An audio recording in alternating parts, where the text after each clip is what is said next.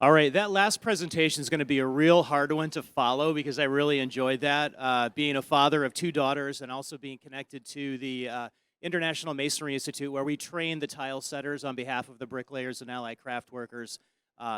This women in the trades is a cause near and dear to my heart personally. So, congratulations on the previous presenters.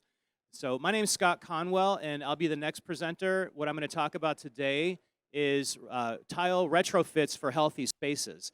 And this is a new market, not really a new market, but it's a market with some new focus because of the current situation that we're in coming out of the pandemic.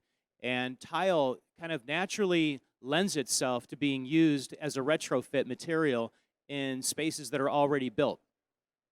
So I wanted to start out by acknowledging that the AIA, the American Institute of Architects, issued a reassessment tool, or issued an assessment tool for the reoccupancy of our buildings after COVID. Do you all remember when we had to all work from home when the pandemic was at its height and we pretty much vacated all the office buildings?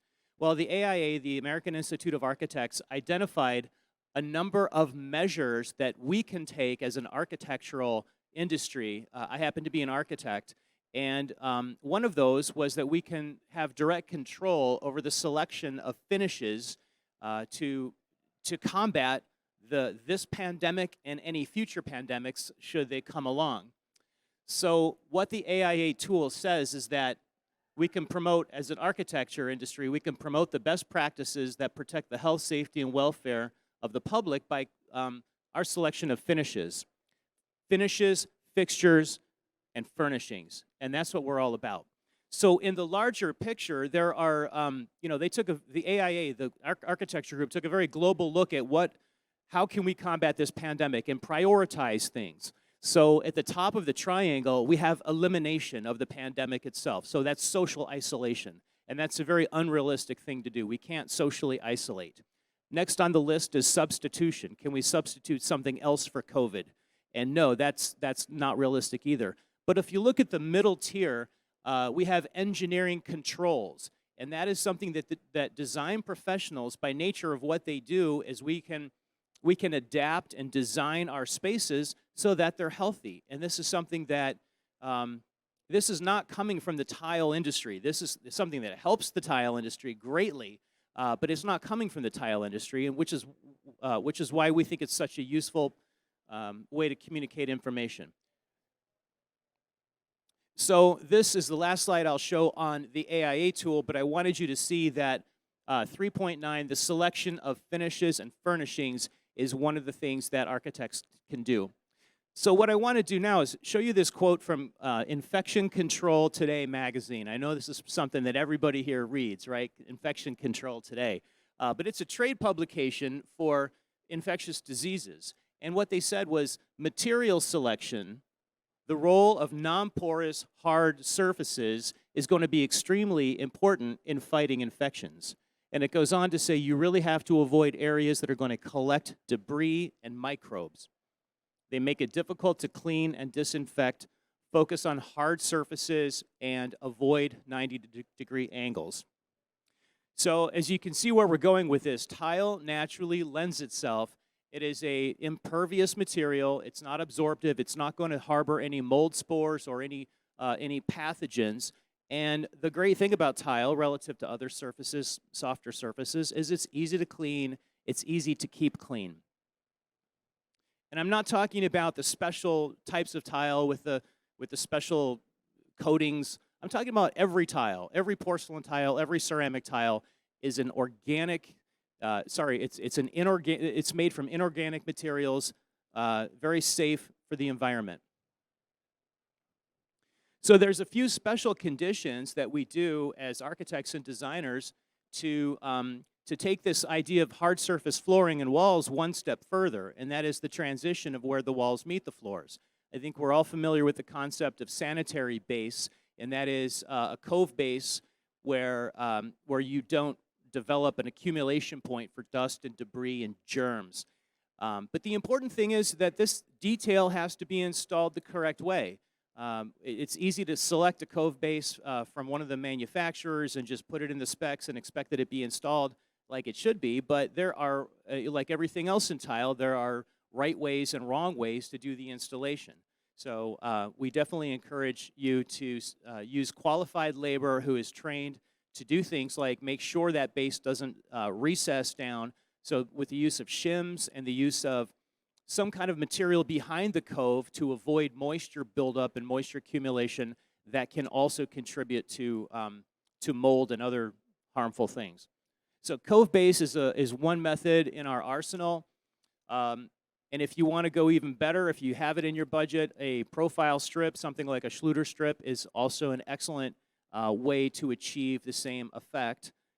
It should also be put in by trained, skilled union tile setters and finishers. So I'm going to hit you up with another quote. This one's from Construction Dive, and then we're going to look at a real quick case study on a hotel floor finish plan.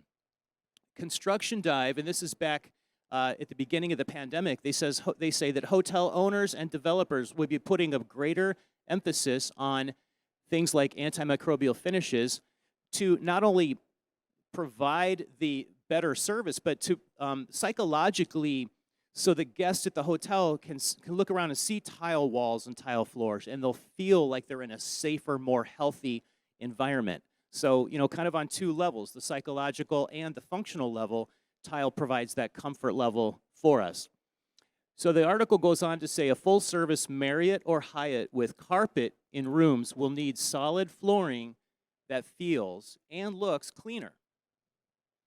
Hospitality contractors are putting together coronavirus retrofit packages covering flooring in hallways and public spaces. Materials typically used in healthcare facilities like porcelain and solid surfaces will become common in hotels. So here's a floor finish plan. I don't know if any of you have stayed at a Hilton Garden Inn or a Homewood Suites or one of those type of hotels I stay in all the time. But this is the model of the floor finishes before the pandemic. The pink is tile, the yellow is carpet. So down here in the vestibule, it's going to be tile. In the lobby, it's going to be tile. And then we have the eating area often is carpet, and this is before the pandemic. The hallways, again, the yellow is the carpet. The hallways are going to be carpet. You've got some tile in the back of house area where the food prep is done, but carpet in the office area. And then when we get to the hotel rooms themselves, generally you'll have tile in the front part in the entry and in the bathroom, transitioning to carpet in the sleeping room. So for years and years, this was the model of Homewood Suites, Hilton Garden Inn, etc. I don't have an after picture to show you because I think that currently the developers of these hotel brands are in the process of minimizing the carpet for the reasons we stated and going with more tile. So let's talk about walls for a minute. Things like lobbies, public areas, medical clinics, things like that, where you have waiting rooms and that type of thing, often have drywall finishes. And drywall finishes, what we know about that is that they're hard to clean. If you touch it, if you smudge it, they're a collection point for germs. So what we're advocating now is to retrofit, and this could be done relatively economically because you don't have to take the drywall finish off the steel studs. You can retrofit. Many tiles today are manufactured very, very thin, 3.5 millimeters, 5 millimeters, to go right up over the existing drywall. So not only does it look better, but it's going to be safer. So the IMI and other organizations are out there promoting covering drywall walls with tile, gauge porcelain tile, stone, any hard finish surface. And we also have details on our website showing the architects how this can be done. Again, the beauty of it is the tile's so thin you don't have to remove the existing finish. You may just have to, adjust the height of the doors and that type of thing. So here is a table that the Tile Council of North America put out, which positions tile relative to other floor finishes with respect to VOCs, formaldehyde, and some of these other words that I can't pronounce very well. But you'll see that some of the other softer materials are, they off-gas in a fire. There's chemicals involved that are not good for you, where tile, by the process of firing a tile at very, very high temperatures in the kiln, just kill off anything that would be harmful. So no hazardous ingredients. These are non-emitting materials.